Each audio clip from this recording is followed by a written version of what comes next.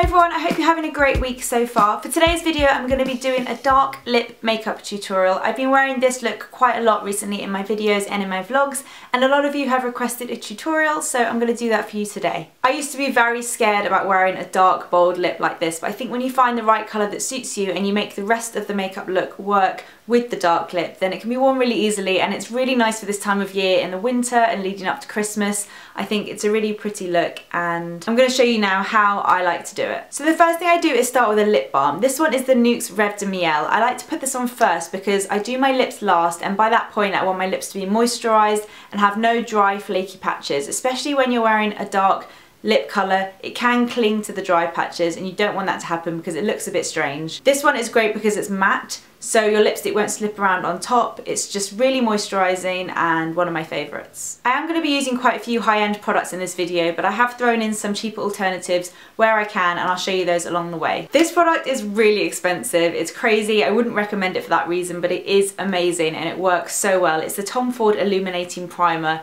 Not only has it got really funky packaging that like twists up like that, which is really cool, but it's a really nice glowy primer. I like to put it all over, but mainly on my cheekbones and down my nose, and it really adds that amazing glow. It looks great in photos, perfect for the party season. But MAC also do a strobe cream, and they do the mini travel sizes, which are actually quite affordable. I like to wear a primer if I am wearing this look to a party because then I know it will last all evening. For my foundation, I'm going to be using the Burberry foundation that I've pretty much used in every video recently. I know you're probably bored of seeing it, but I wanted to actually use the products that I really use in this video.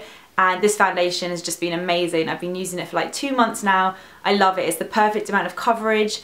It just makes my skin look good. Something good about it. I use the Bobbi Brown foundation brush just to buff it all into the skin. It really evens out my complexion. It has the right amount of coverage. It's not too heavy, but it's enough that it kind of works with the bold lip. For my concealer, I'm using the NARS Creamy Radiant Concealer, and I'm still using the shade Custard. Vanilla's still a little bit too light for me. And I like to put this under my eyes, around my nose and on my chin. And then I just blend it out with the Real Techniques setting brush, which is still my favourite brush for concealer. For any blemishes and spots, and I have been getting a little bit rashy around my jawline, I like to use the Makeup Forever Full Cover Concealer. This is really long lasting and waterproof, but I also like it because it's really creamy and hydrating. Although the Laura Mercier Secret Camouflage is great for spots, it's quite hard to work with and quite like stiff, whereas this one's really hydrating and good if you have dry skin. To set my foundation and concealer in place, I like to use the MAC Mineralise Skin Finish Natural.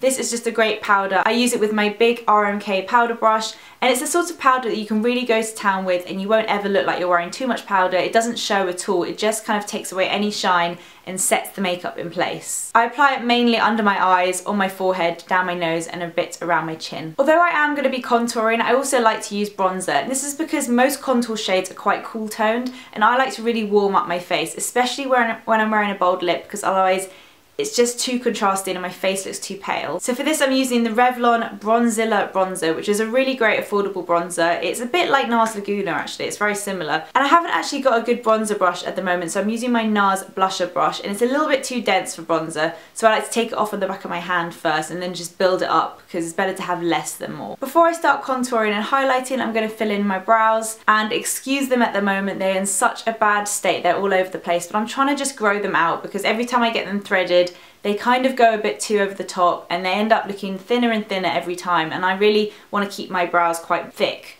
So I'm just growing them out and seeing like their natural shape, and then I'm going to start from there. So excuse them, they are a mess. But I'm going to be using the Anastasia Brow Wiz just to fill in the gaps. There's a few gaps at the front and at the ends. I like to just brush them through first, brushing them up, fill it in, and then I use the Anastasia Clear Brow Gel just to set them in place. The Soap & Glory Archery is a great dupe for the Anastasia Brow Wiz. It really is just as good, they just don't have as many shades. I think there's only 2 shades, but if you do suit the shades, then I definitely recommend picking this up. For contour and highlight, I'm obviously using my Charlotte Tilbury Film Star Bronze and Glow. I still love this palette, it's so sleek. I think it's perfect for this time of year, it just looks so Christmassy. Inside you have 2 shades, a contour and a highlight. I really like to use the contour just in my cheekbones and up onto my temples. It really defines the face, and it's a really nice cool tone but not too cool.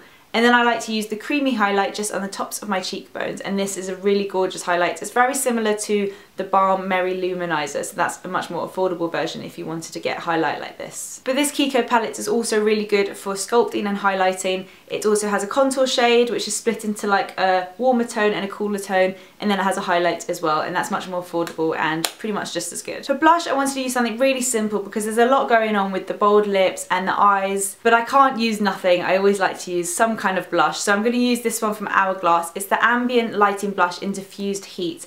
And this is just so gorgeous. It's really subtle but has a slight shimmer in it. It's really pretty. From the drugstore I also really like Revlon Racy Rose, and this is a good one. I would take it off on the back of your hand first because it's quite pigmented, but it's a really nice soft pink. Okay, now onto the eyes, and for this I'm using one of my favourite products at the moment. This is definitely going to be in my monthly favourites video. It's from Tom Ford. It's one of their new cream eyeshadows and it's in the shade Spice. It really reminds me of Estee Lauder Chained, which was my favourite for years. I still love it. It's like a moussey texture that has a really long lasting formula. The way I like to apply this is I like to take a blending brush and I dip it in the pot a tiny bit, start with a small amount at first, and I blend it straight onto the lid. I find that if you use your fingers it gets too messy, it's much easier to use a brush. So I apply that onto the lid and then I take a clean brush and I blend out the edges, and you just have to keep blending and blending and blending. It's a gorgeous bronzy shade that kind of looks a little bit plummy, a little bit orangey. It's so pretty, and I like to take that under the eye as well. It's kind of like a one shadow does all, so easy to use and gives such a gorgeous effect on the lid. A good drugstore alternative for this, if you can't afford the Tom Ford one, is the new Max Factor Excess Shimmer in Bronze. It's slightly more like browny. I don't think the colour's quite as like interesting,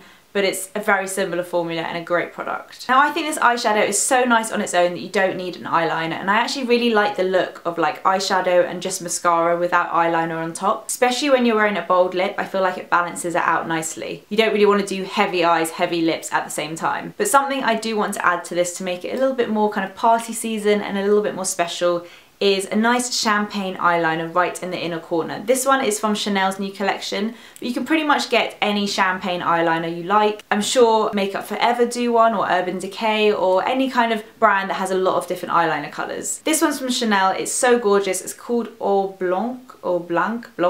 I can't pronounce that. I used to be good at French, not anymore. And I like to just use that right in the inner corners, so mainly underneath the eye, but a little bit into the tear duct area, and I think it really brightens and opens up the eye. It looks very Christmassy and pretty. Because there's no eyeliner, I do like to wear quite a lot of mascara with this look, and for the top lashes I'm going to be using this new one from Max Factor, which is the Masterpiece Transform. I really like this.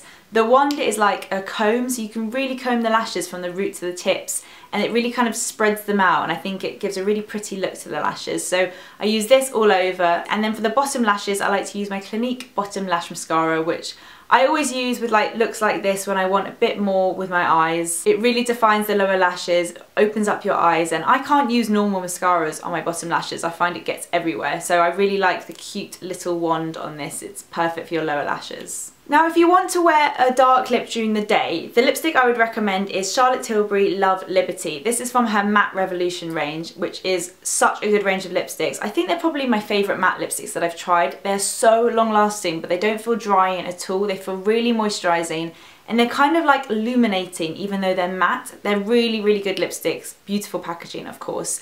Love Liberty is kind of like a pinky berry, but it's great for the daytime if you want to wear a dark lip. I've worn this in a couple of my vlogs before and you guys have said that you really like the look, so this is the one I would wear during the day. But if I was going out in the evening, or this could be worn in the day, but it's definitely more of a bold dark lip, then the lipsticks I've been using are from Tom Ford, which are obviously quite expensive, but they're so good, they're so luxury. It's something to add to the Christmas wish list. I've been mixing Black Dahlia and Crimson Noir. Black Dahlia is a great one to have to mix with other lipsticks that you have. It's a really dark berry, almost like a dark purple. So I put this on first. I like to use a lip brush so I can really make it tidy. I can layer on some lipstick first and then apply it again from the bullet. The Real Techniques lip brush is really great for that. And because I don't have much of a Cupid's bow, I can really draw it in, take my time, and then it lasts longer as well. So I like to apply Black Dahlia first and then on top Crimson Noir. Crimson Noir is like a dark red, and you really can use any dark red that you have.